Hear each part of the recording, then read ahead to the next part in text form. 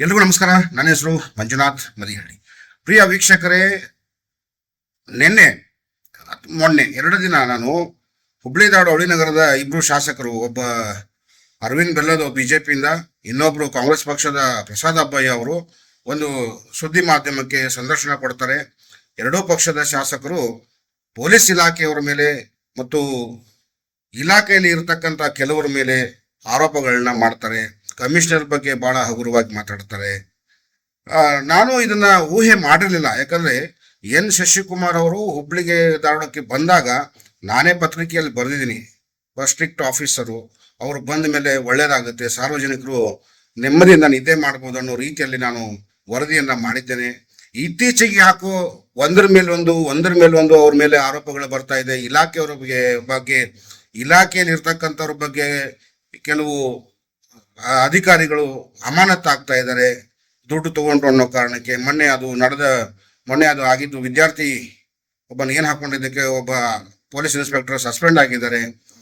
ಆಮೇಲೆ ಅನೇಕ ಮುಖ್ಯ ಪೇದೆಗಳು ಸಸ್ಪೆಂಡ್ ಆಗಿದ್ದಾರೆ. ಯಾಕೆ ಈ ತರ ಆಗ್ತಾ ಇದೆ? ನಿಜವಾಗ್ಲೂ ಇಲ್ಲಿ ಹಣ ವಸೂಲಿಗೆ ಪೊಲೀಸರು ಹಣ ವಸೂಲಿ ಮಾಡ್ತಾ ಇದ್ದಾರ? ನಾನು ಕೆಲವು ತಿಂಗಳುಗಳ ಹಿಂದೆ ನಾನು ಕೆಲವು ಹುಡುಗರು ನನಗೆ ಹೇಳಿದ್ವು, ಅಣ್ಣ ನಾವೆಲ್ಲ 500,000 ರೂಪಾಯಿ ಇಟ್ಕೊಂಡು ಅಂದರ್ ಬಾರ್ ಆಡ್ತಾ ಇರ್ತೀವಿ, ಒಂದೇ ಬಾರಿ 10-15 ಜನ ಬಂದು ನಮ್ಮನ್ನ ಅಟ್ಯಾಕ್ ಮಾಡ್ತಾರೆ, ಸ್ಟೇಷನಿಗೆ ಕರ್ಕೊಂಡು ಹೋಗಿ ಕೂರಿಸ್ತಾರೆ, ರಾತ್ರಿ ಎಲ್ಲ ಕೂರಿಸಿ ಬೆಳಿಗ್ಗೆ ಎದ್ದ ತಕ್ಷಣ ಒಬ್ಬೊಬ್ಬರಿಗೆ 30,000 ಕೊಡು ಅಂತ ಕೇಳ್ತಾರೆ.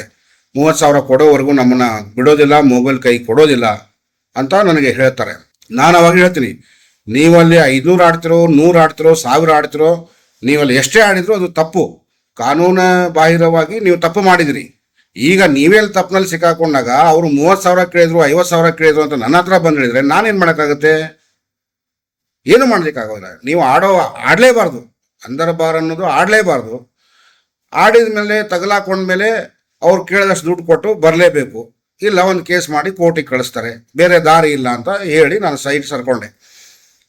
ಸೊ ಈಗೇನಾಗಿದೆ, ಅವಳಿ ನಗರದ ಸಾರ್ವಜನಿಕರು ಅಲ್ಲಿರ್ಬೋದು ಅಥವಾ ಪೊಲೀಸ್ ಇಲಾಖೆಯಲ್ಲಿರ್ತಕ್ಕಂಥ ಕೆಲವು ನಿಷ್ಠಾವಂತ ಅಧಿಕಾರಿಗಳು, ಮುಖ್ಯ ಪೇದೆಗಳು ಏನಿದ್ದಾರೆ, ಆಮೇಲೆ ಸಾರ್ವಜನಿಕರು ಏನಿದ್ದಾರೆ, ಇವರೆಲ್ಲ ವಲಯದಲ್ಲಿ ಒಂದು ವಿಚಾರ ಬೆಳಕಿಗೆ ಬರ್ತಾ ಇದೆ. ಏನಂದ್ರೆ, ಹಿಂದೆ ರವಿಕಾಂತೇಗೌಡ ಆಗಿರ್ಬೋದು, DCP ರವಿಕಾಂತೇಗೌಡರು ಇದ್ರು, ಆಮೇಲೆ ಕಮಿಷನರು ಗಗನ್ದೀಪ್ ಅವರಾಗಿದ್ರು. ಅವರು ಹುಬ್ಳಿ ಧಾರವಾಡ ಅವಳಿ ನಗರದಲ್ಲಿ ಬಂದಾಗ ಸಾಕಷ್ಟು ಅಕ್ರಮ ಚಟುವಟಿಕೆಗಳಿಗೆ ಕಡಿವಾಣ ಹಾಕಿ ಇಲ್ಲಿ ಒಳ್ಳೆ ಕೆಲಸ ಮಾಡಿ ಅವರು ಹೋದ್ರು ಹುಬ್ಳಿ ಧಾರವಾಡದಲ್ಲಿ. ತದನಂತರ ಹೋದ ನಂತರ ಮತ್ತೆ ಒಬ್ಬ ದಕ್ಷ ಪ್ರಾಮಾಣಿಕ ಅಧಿಕಾರಿ ಕಮಿಷನರ್ ಅಂತ ಬಂದಿದ್ದು ಲಾಬುರಾಮ್ ಅವರು ಬಂದಾಗಲೂ ಕೂಡ ಸಾರ್ವಜನಿಕರು ನೆಮ್ಮದಿಯಿಂದ ನಿದ್ದೆ ಮಾಡ್ತಾ ಇದ್ರು, ಈ ಅಕ್ರಮ ಚಟುವಟಿಕೆ ಮಾಡ್ತಾ ಇದ್ರಲ್ಲ ನಡಗ್ತಾ ಇದ್ರು. ಆ ಮಟ್ಟಕ್ಕೆ ಅವ್ರು ಒಳ್ಳೆ ಕೆಲಸಗಳನ್ನ ಮಾಡಿ ಯಾರಿಗೂ ಕೇರ್ ಮಾಡದೆ, ಯಾರ ಮಾತನ್ನು ಕೇಳದೆ, ಯಾರ ಕೈಗೊಂಬೆಯಾಗಿ ಕೆಲಸ ಮಾಡದೆ ಅವರು ತಮ್ಮ ಕರ್ತವ್ಯವನ್ನ ಬಹಳ ನಿಷ್ಠೆಯಿಂದ ಮಾಡಿ ವರ್ಗಾವಣೆಯಾಗಿ ಹೋದ್ರು.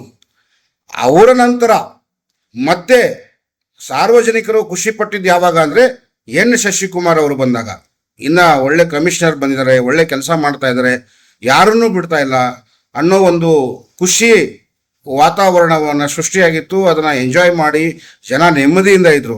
ಆದರೆ ಇತ್ತೀಚಿನ ದಿನಗಳಲ್ಲಿ ಎಲ್ಲ ಬೇರೆ ಬೇರೆ ವಿಚಾರದಲ್ಲಿ ಕಮಿಷನರ್ ಅವರ ಮೇಲೆ ಸಾಕಷ್ಟು ಆರೋಪಗಳು ಬರ್ತಾ ಇದ್ದಾವೆ. ಯಾಕೆ ಬರ್ತಾ ಇದೆ?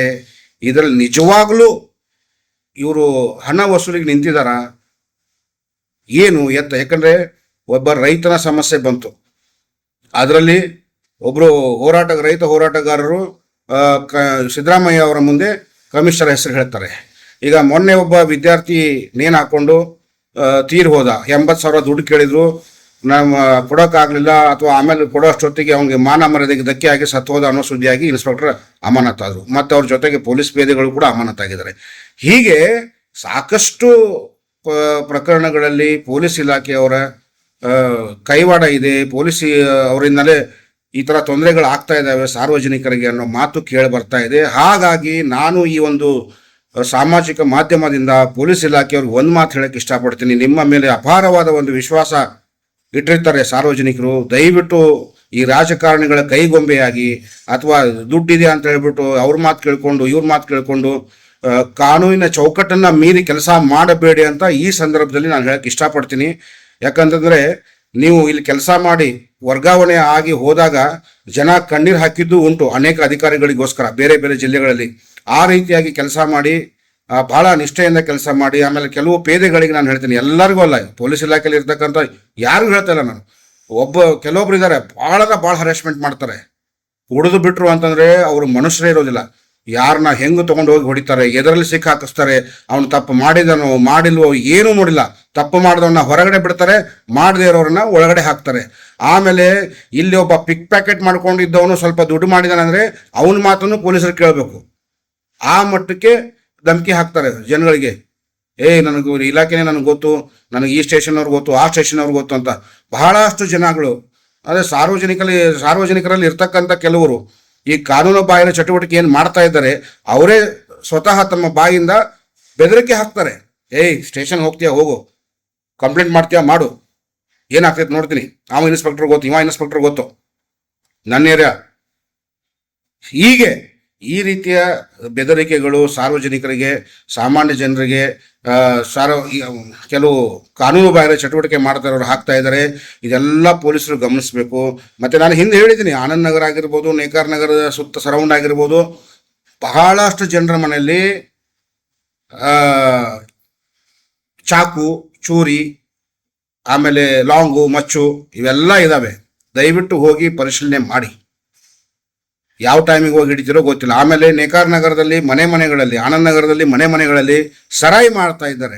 ಅಲ್ಲಿ ಜನಗಳು ಫೋನ್ ಮಾಡ್ತಾರೆ, ಸರ್ ಬೆಳಿಗ್ಗೆ 5 ಗಂಟೆಗೆ ಓಪನ್ ಆಗುತ್ತೆ, ನನ್ನ ನೀರು ಬಂದಿರುತ್ತೆ, ನೀರು ತುಂಬ್ತಾ ಇರ್ತೀವಿ, ಹೆಣ್ಮಕ್ಳು ನೀರು ತುಂಬ್ತಾ ಇರ್ತಾರೆ, ಅಲ್ಲಿ ಎಲ್ಲ ಗಂಡಸರು ಬಂದು ಗುಂಪಾಗಿ ಕುಡ್ಕೊಂಡು ನಿಂತ್ಕೊಂಡ್ಬಿಡ್ತಾರೆ, ಹೆಣ್ಮಕ್ಳನ್ನ ಗುರಾಯಿಸ್ಕೊಂಡು ನಿಂತ್ಕೊಂಡ್ಬಿಡ್ತಾರೆ ಅನ್ನೋ ಕಂಪ್ಲೇಂಟು ನನಗೆ ಬಂದಿದೆ. ಸೊ ಇವೆಲ್ಲ ನಡೀತಾ ಇದ್ದಾವೆ ಅಂದಾಗ ಇಲ್ಲಿ ಪೊಲೀಸ್ ಇಲಾಖೆಯವರು ಸರಿಯಾಗಿ ಕರ್ತವ್ಯವನ್ನು ನಿರ್ವಹಿಸ್ತಿಲ್ಲ ಅನ್ನೋದು ಎದ್ದು ಕಾಣುತ್ತೆ. ಸೊ ಹಾಗಾಗಿ ಒಳ್ಳೆ ಕೆಲಸ ಮಾಡಿ, ಒಳ್ಳೆ ಹೆಸರು ತಗೊಳ್ಳಿ. ದುಡ್ಡು ಮಾಡೋಕ್ಕೆ ದಾರಿ ಸಾಕಷ್ಟು ಇರುತ್ತೆ, ದುಡ್ಡು ಮಾಡೇ ಮಾಡ್ತೀರಾ. ಆದರೆ ತೀರಾ ಬಡವರು, ದುಡ್ಡು ಇಲ್ಲದೆ ಇರೋರನ್ನ ಹೊಡೆದು ಬಡುದು ಇಲ್ಲ ಸಲ್ಲದ ಆರೋಪಗಳನ್ನ ಅವ್ರ ಮೇಲೆ ಹೊರಿಸಿ ಈ ಥರ ಮಾಡಿದರೆ ನಾಳೆ ಆ ಶಾಪ ನಿಮ್ಮನ್ನು ಬಿಡೋದಿಲ್ಲ.